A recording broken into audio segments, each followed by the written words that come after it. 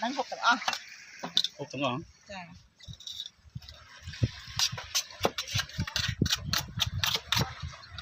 cross mặt đó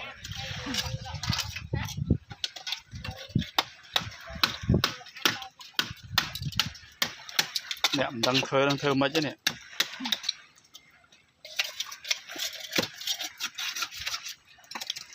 con bắt được đồ đây này lục chui về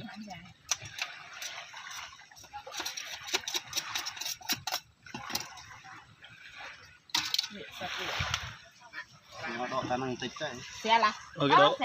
cái độ ta hấp dẫn gì chào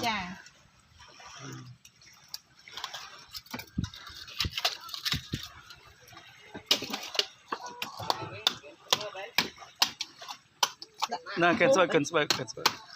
bớt con